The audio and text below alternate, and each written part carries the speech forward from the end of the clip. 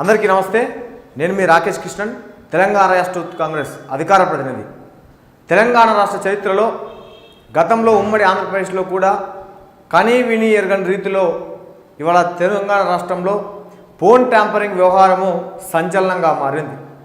ఒక వ్యక్తి యొక్క స్వేచ్ఛకు విఘాతం కల్పించే విధంగా, వ్యక్తి యొక్క మనుగడకు, తన యొక్క భవిష్యత్తుకు మరి వాళ్ళ విఘాతం కల్పించే విధంగా తెలంగాణ రాష్ట్రంలో ఆనాటి అధికార బీఆర్ఎస్ పార్టీ అన్ని శాఖల ముఖ్య అధికారులను అడ్డం పెట్టుకొని, ముఖ్యంగా పోలీస్ డిపార్ట్మెంట్లో పనిచేసేటువంటి కేసీఆర్ యొక్క కులపొలను వాళ్ళను తీసుకొచ్చి వివిధ శాఖల్లో కీలకమైనటువంటి పాత్రల్లో వాళ్ళను ఉంచి ఇవాళ ఆనాడు తెలంగాణ రాష్ట్రంలో ఆనాటి ప్రభుత్వం మీద, కేసీఆర్ మీద పోరాటం చేస్తున్నటువంటి, ప్రశ్నిస్తున్నటువంటి లేదా ప్రజల యొక్క హక్కుల కోసం మరి అనేక రకాలుగా ఉద్యమాలు చేస్తున్నటువంటి ప్రతిపక్ష నాయకుల యొక్క ఫోన్లను, ముఖ్యంగా ఇవాళ తెలంగాణ రాష్ట్రంలో అనేక మంది సినీ ఇండస్ట్రీలో ఉన్నటువంటి అనేక మంది సినీ తారల యొక్క ఫోన్లను, అంతేకాకుండా తెలంగాణ రాష్ట్రంలో ఉన్నటువంటి టాప్ మోస్ట్ మరి వాళ్ళ రియల్టర్స్ యొక్క ఫోన్లను కూడా ట్యాప్ చేసి ఆనాడు కేసీఆర్కు ఇవాళ వత్తాసు పలికినటువంటి అధికారులు ఒక్కొక్కటిగా ఇవాళ వారి యొక్క పేర్లు బయటకు వస్తూ ఉన్నాయి. ఎంత సిగ్గుచేటు!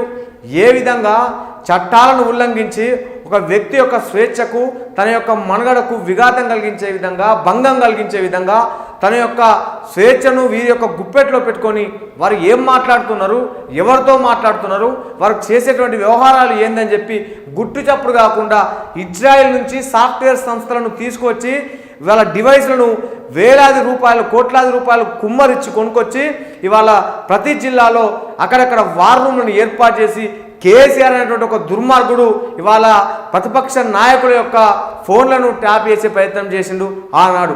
ఇవాళ ఒక్కొక్కటిగా వాళ్ళ పేర్లు బయటకు వస్తూ ఉన్నాయి. ఎంత దుర్మార్గం! ఇవాళ నేను అడుగుతా ఉన్నా, ఆనాటి ముఖ్యమంత్రి కె చంద్రశేఖరరావు గారు, ముఖ్యమైన మంత్రి అయినటువంటి కేటీఆర్, హరీష్ రావు, సంతోష్ రావుల యొక్క హస్తం లేనిది, ప్రమేయం లేనిది, వారి యొక్క ప్రోద్బలం లేనిది ఇవాళ స్పెషల్ ఇంటెలిజెన్స్ బ్రాంచ్లో పనిచేసేటువంటి అధికారులు ఫోన్ ట్యాంపరింగ్ చేసి ఉన్నారని నేను అడుగుతా ఉన్నా. వారి యొక్క ఆదేశాల మేరకే స్పెషల్ ఇంటెలిజెన్స్ బ్రాంచ్ వాళ్ళు ఇవాళ ఫోన్ ట్యాంపరింగ్ చేసి ప్రతిపక్ష నాయకుల యొక్క హక్కులకు, స్వేచ్ఛకు భంగం కల్పించారనే మాట నేను తెలియజేస్తా ఉన్నా. ఎంత దుర్మార్గం! ఫోన్ ట్యాంపరింగ్ వ్యవహారంతోనే ఇవాళ వీళ్ళు అనేక రకాలుగా తెలంగాణ రాష్ట్రంలో ఉన్నటువంటి ప్రతిపక్ష నాయకులను బెదిరించడం జరిగింది. ప్రతిపక్ష పార్టీల ఎమ్మెల్యేలను వారి యొక్క ఫోన్ ట్యాంపరింగ్లో వెలుగు చూసినటువంటి ఘటనలను ఆధారంగా తీసుకొని, ఆ రికార్డుల ఆధారంగా వారిని బెదిరించి వారి పార్టీలో జాయిన్ చేసుకోవడం జరిగింది. బుద్ధి జ్ఞానం ఉండాలి. కేటీఆర్ గారు, కేసీఆర్ గారు బేజారుగా మీ తెలంగాణ సమాజానికి క్షమాపణలు చెప్పండి.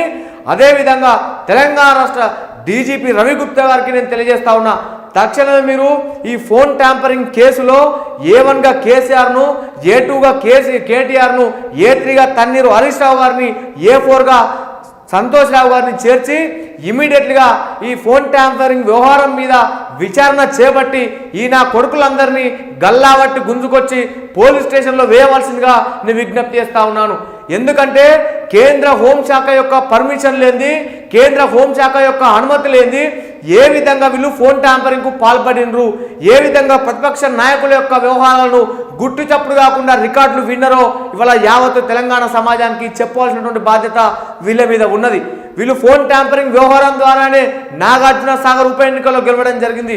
వీళ్ళు ఫోన్ ట్యాంపరింగ్లో భాగంగానే ఆ రోజు దుబ్బాకలో కూడా ప్రతిపక్ష నాయకుల యొక్క అధికార వ్యవహార కార్యకలాపాలు కానీ, రాజకీయ కార్యకలాపాలు కానీ గుర్తుచప్పుడు కాకుండా విన్నారు. అంతేకాకుండా హుజరాబాద్ ఎన్నికల్లో కూడా వీళ్ళు కీలకమైన నాయకుల యొక్క ఫోన్లను ట్యాప్ చేసి ఎవరెవరు ఏ పార్టీలో వెళ్తున్నారు, ఎవరెవరు ఏ పార్టీల నాయకులు మా పార్టీ నాయకులతో మాట్లాడుతున్నారని చెప్పి వీళ్ళు గుట్టు చప్పుడు కాకుండా ఆడియోలను, వీడియోలను వినడం జరిగింది. ఈ సందర్భంగా నేను అడుగుతా ఉన్నా తెలంగాణ రాష్ట్ర సమాజాన్ని, ఈ విధమైనటువంటి దుర్మార్గులను ఇంకా మనం నమ్ముదామా? ఈ విధమైనటువంటి వ్యవహార శైలిని, ఫోన్ ట్యాంపరింగ్ ద్వారా వ్యక్తి యొక్క స్వేచ్ఛకు, తను మాట్లాడేటువంటి మాటకు భంగం కల్పించినటువంటి ఈ దొంగలను ఇంకా మనం తెలంగాణ రాష్ట్రంలో ఉంచుదామా? అంగబట్టి తన్ని తెలంగాణ పొలిమేర్లు దాటేంత వరకు తరిమి కొడదామా? ఒకసారి మీరు ఆలోచన చేయండి అని చెప్పి నేను అడుగుతా ఉన్నా. ఎందుకు వీళ్ళు ఫోన్ ట్యాంపరింగ్ చేయవలసి వచ్చిందో ఒకసారి చెప్పాలి.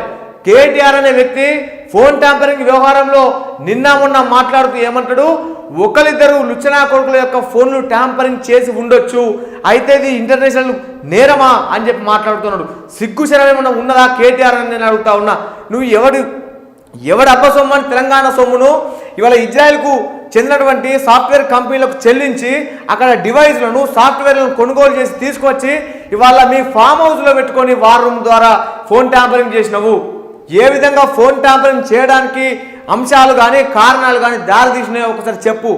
ఎందుకు ఫోన్ ట్యాంపరింగ్ చేయడం ద్వారా తెలంగాణ రాష్ట్రంలో ఉండబడే ఆనాటి ప్రతిపక్ష నాయకులను మీరు బలహీనం చేయాలని చెప్పి చూసినటువంటి మాట వాస్తవమా కాదా అని చెప్పి నేను అడుగుతా ఉన్నా. ఈ విధంగా రాజ్యాంగ స్ఫూర్తికి, ఈ విధంగా ప్రజాస్వామ్య స్ఫూర్తికి విఘాతం కల్పించినటువంటి మీరు, భంగం కల్పించినటువంటి మీరు ఏ విధంగా రాజకీయంలో మీరు కొనసాగుతారో ఒక మాట చెప్పండి అని చెప్పి నేను అడుగుతా ఉన్నా. బుద్ధి జ్ఞానం ఉండాలి.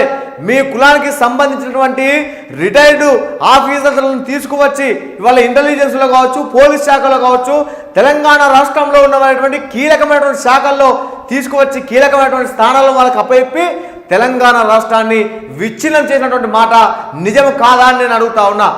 ఇవాళ డీజీపీ రవిగుప్తా గారికి సవినయంగా నేను తెలియజేస్తా ఉన్నా, ఫోన్ ట్యాంపరింగ్ వ్యవహారంలో మొత్తం కేసీఆర్ యొక్క కులపొల్ల యొక్క హస్తమే ఉన్నది. కేసీఆర్ యొక్క కులపొల్లు కేసీఆర్, కేటీఆర్, హరీష్ రావు, సంతోష్ రావు వీళ్ళంతా కలిసి ఆడినటువంటి డ్రామా నాటకమే ఈ ఫోన్ ట్యాంపరింగ్ అని చెప్పి నేను తెలియజేస్తా ఉన్నా. నిజాలను నిగ్గు తేల్చాలి. వీళ్ళు దాదాపుగా తెలంగాణ రాష్ట్రంలో 10 లక్షల మంది ఫోన్లను ట్యాంపరింగ్ చేసినట్లుగా మనకు ఆధారాలు బయటకు వస్తూ ఉన్నాయి. వారందరినీ లోతుగా విచారణ చేసి వారు ఎవరి చెప్తే ఎవరి పేరుతో కానీ లేదా ఎవరి ప్రోద్బలంతో కానీ ఫోన్ ట్యాంపరింగ్కు పాల్పడినరో వారి చేత నిజాలు నిగ్గు తేల్చాలని చెప్పి డీజీపీ రవిగుప్తా గారికి నేను తెలియజేస్తా ఉన్నా, నేను విన్నవించుకుంటా ఉన్నా.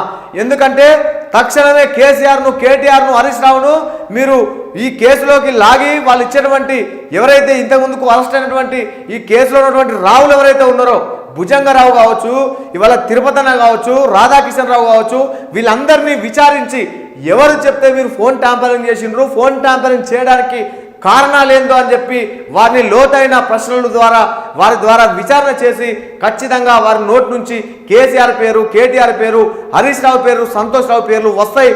తద్వారా వారిని కూడా విచారించి తక్షణమే వారిని తీసుకొచ్చి పోలీస్ స్టేషన్లో వేసి ఈ నేరానికి పాల్పడకుండా మళ్ళీ భవిష్యత్తులో కూడా ఏ రాజకీయ పార్టీ కానీ అధికారంలో ఉన్నప్పుడు ఇలాంటి చర్యకు పూనుకోకుండా ఉండాలంటే తక్షణమే వీరందరినీ తీసుకొచ్చి లోపల వేయవలసిందిగా నేను కోరుతా ఉన్నా. ఎంత దుర్మార్గం అంటే ఇవాళ దేశ చరిత్రలో ఎప్పుడు కూడా ఏ అధికార పార్టీ కూడా పోయి ప్రాంతీయ పార్టీ ఈ విధమైనటువంటి విధ్వంసానికి పాల్పడలేదు. ప్రతిపక్ష నాయకులను బలహీనం చేయాలి, ప్రతిపక్ష పార్టీల నాయకులను ఇవాళ ఏదో కేసులో ఇరికించాలంటే వారి యొక్క ఫోన్లను ట్యాంపర్ చేసి తద్వారా వచ్చేటువంటి ఆడియోలను వారు గుట్టు చప్పుడు కాకుండా విని వాళ్ళను బలహీనం చేసి వాళ్ళ పార్టీలో జాయిన్ చేసుకున్నటువంటి తతంగాన్ని ఉదంగాన్ని మనం అందరం చూసినాం. కాబట్టి బేషరతుగా వీళ్ళందరినీ బొక్కలో వేయాలి. తెలంగాణ సమాజమా మీరు ఒకసారి ఆలోచన చేయండి.